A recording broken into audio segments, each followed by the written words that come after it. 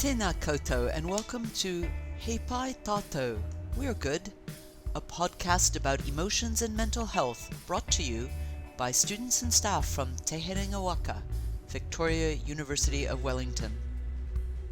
I'm your host, Annemarie Jutel, Professor of Health at Te Herenga Waka and Director of Mata Ora, Encounters Between Medicine and the Arts.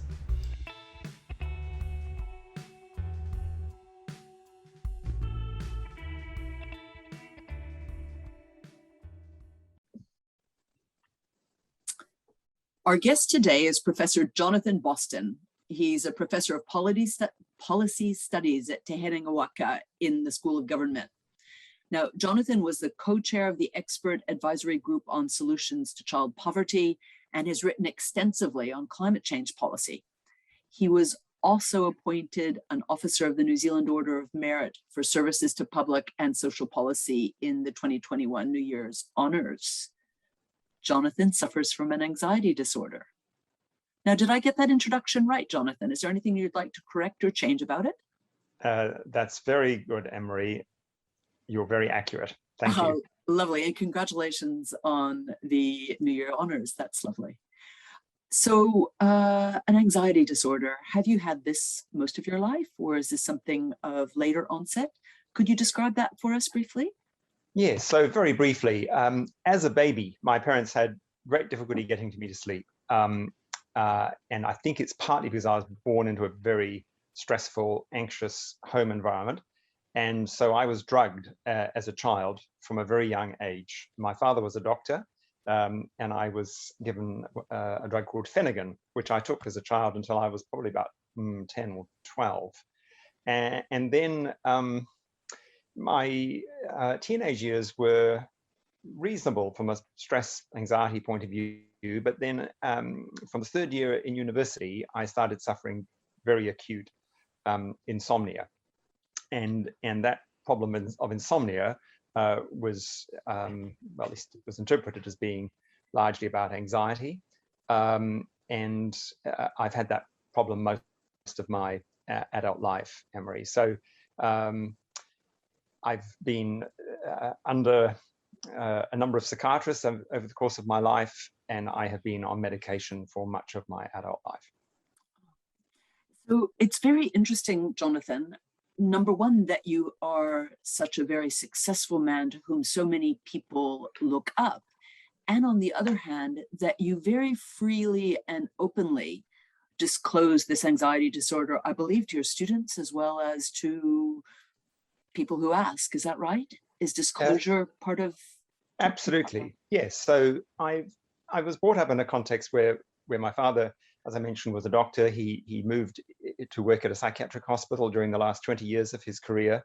And so I actually lived in the grounds of Sunnyside Hospital, which was then a psychiatric hospital, now Hill Morton in Christchurch.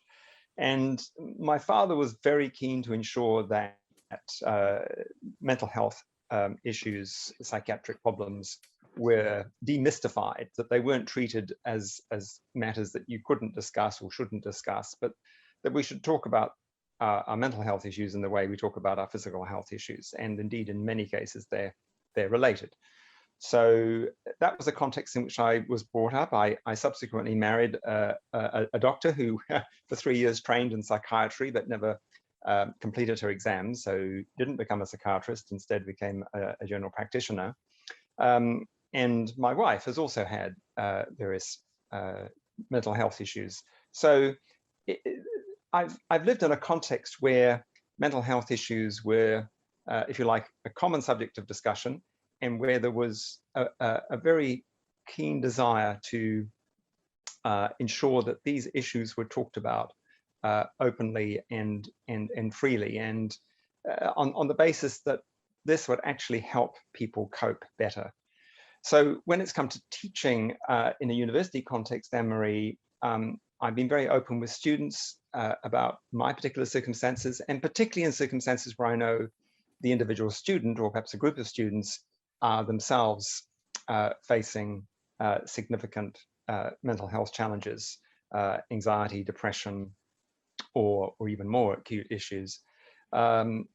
and the feedback I've had from students in this context is that they have valued my openness, and they've valued the opportunity to talk to me just as another human being, not as a mental health professional, which I'm not, but just as someone else who's a fellow traveler who understands their circumstances, or at least some of their circumstances, and can, if you like, be alongside them and offer some just normal human understanding and possibly, advice. So my usual advice is to tell them to see someone with professional training if it seems that they need that kind of assistance. Did you encounter any obstacles when you found yourself disclosing or talking about your anxiety in a culture that was different from the one you were raised in? We're pretty stiff upper-lipped here in New Zealand, and a lot of people keep their problems to themselves.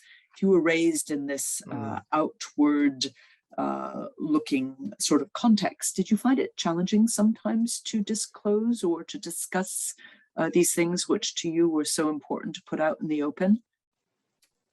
So, Annemarie, I've not had any significant difficulties, and I've not had a great deal of pushback, but I'm very conscious that many people prefer not to talk about such matters publicly, or indeed even in small groups. For many people, these are private matters that they prefer not to talk about. But I do think over the course of my lifetime, there has been a shift culturally, and that's been assisted by a number of prominent sports people and others who have disclosed their problems and who have sought to help others cope with the kinds of challenges that they have faced. So I think today, and probably certainly for the last decade or so, there's been a much greater willingness on the part of people to talk about mental health issues. And I think that's a thoroughly healthy thing. I'd have to say probably a couple of other things, Annemarie. One is that my sense is that the number of people who suffer anxiety and depression, and I'm talking here now particularly among young people of a student age cohort, sort of 18 to 25, I think the number of people who suffer has increased during the course of my career. I'm not a specialist in this area, but from talking to people who do know more about these things than I, that does seem to be evident. And certainly in the last 2 years with COVID, my sense has been a very significant increase in students experiencing various mental health issues, including insomnia. The second thing I wanted to say, Annemarie, is I've found that some of my very best students are often people who actually do suffer acute anxiety. I've had students over a number of years who have disclosed to me, and these are some of the the really top students who struggle with sleep and so forth. And I wonder to what extent that is perhaps a product of perfectionism and a desire to do really well, which then contributes to anxiety about perhaps not doing as well as they'd like. But I may be wrong. It's interesting, Jonathan. I had a student in my office last week.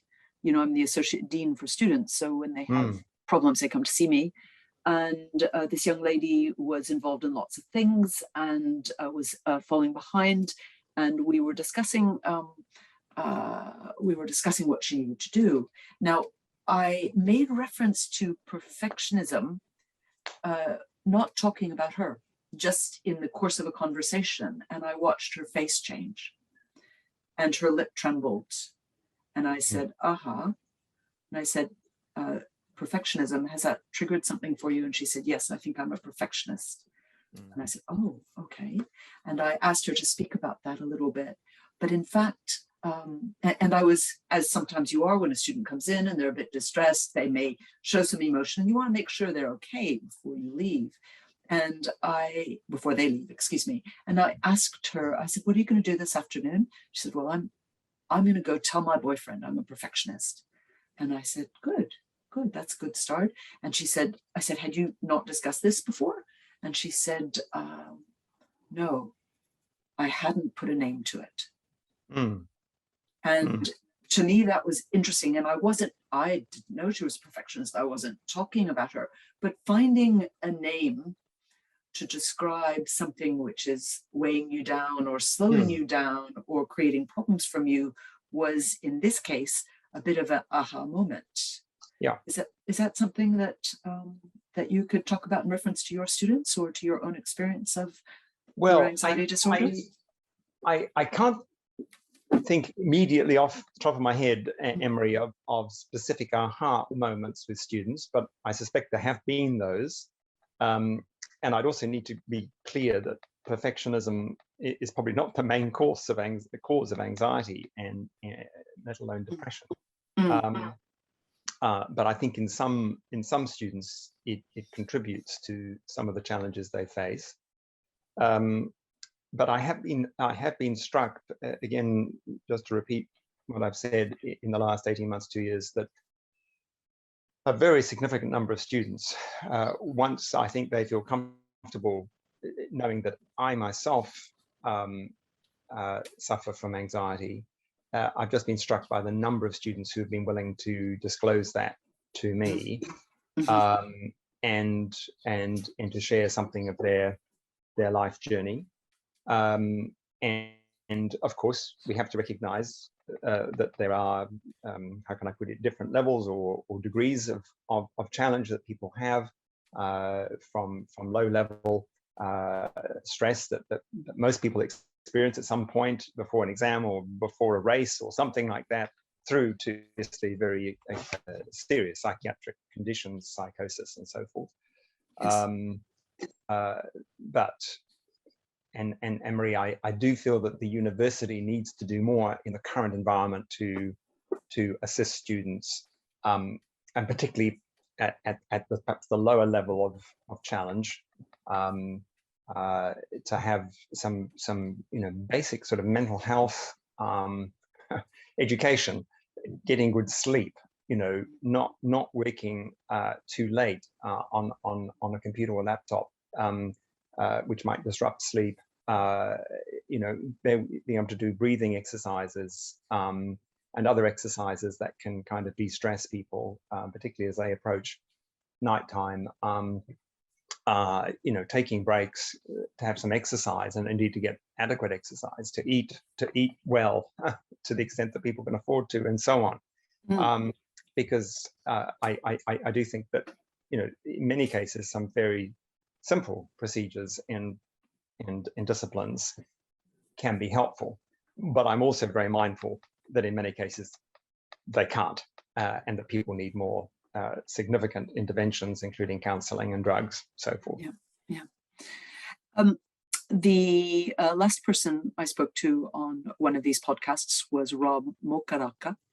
And in Rob's words, one of the most important things links very closely to what you refer to when you speak of fellow travelers. He spoke about the importance of connection and of aroha.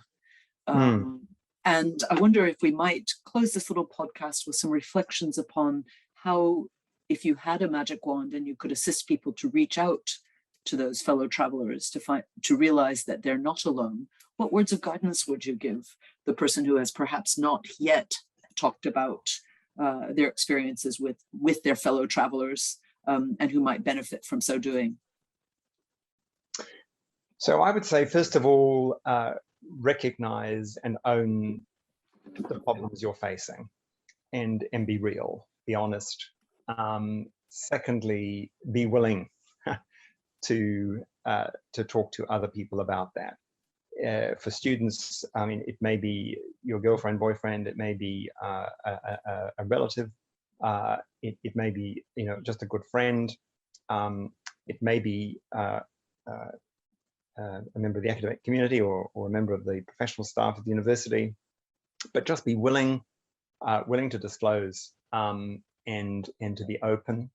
The third point would be, if the situation is reasonably serious, please, make sure you reach out to the professional services. And in that context, Annemarie, I'm just very conscious that our professional services have been under a lot of stress and have have long waiting times and waiting lists for many students. So that is a challenge. I recognize that. But if the student isn't able to access the student health services, then to try other health services within the city or within the community that they're part of. And I suppose the final thing to say would be for people to recognize that they're not alone in this, that, you know, part of the human condition, and a very common part of the human condition, is to experience stress and anxiety, and indeed periods of depression. For most people, generally only mild depression, but for periods of depression during the course of one's life. This is, and that sooner people can recognize, own, engage, seek help, the better. Yeah.